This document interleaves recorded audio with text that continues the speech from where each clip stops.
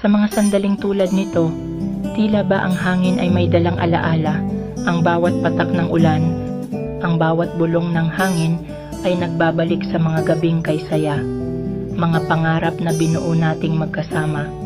Subalit sa gitna ng mga alaala ay naroon ang sakit ng pag-asang hindi nagkatotoo, ang pangakong napako, ang mga gabing nagdaan sa pagdurusa at pagkabigo. Ngayon, habang nakatayo ako sa pintuan ng ating mga alaala, alam kong may isang bagay na dapat ko nang tanggapin.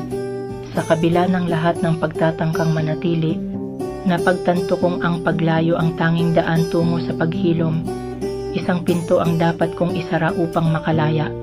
Kaya't ito na, ang huling sandali ng paghihintay.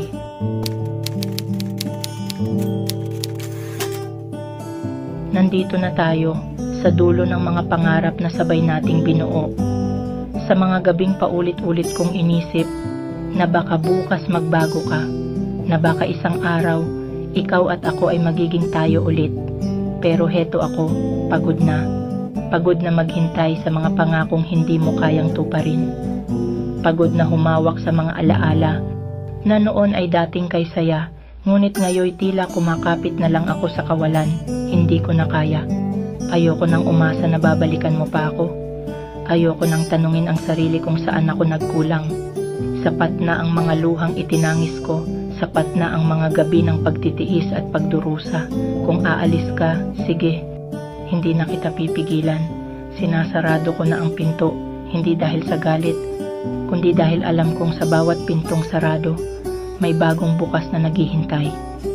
Dala-dala ko pa rin ang sugat, ang kirot ng mga panahong inakala kong ako'y sapat.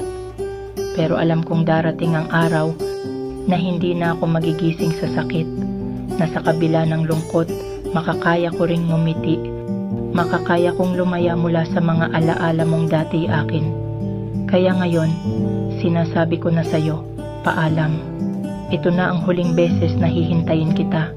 Hindi na kita aasaming bumalik dahil sa wakas, natutunan ko ng bitawan, natutunan ko ng palayain ang sarili kong matagal mo nang kinalimutan. Paalam, mahal. At sana sa susunod na pag-ibig ko, hindi na ako masusugatan ng ganito.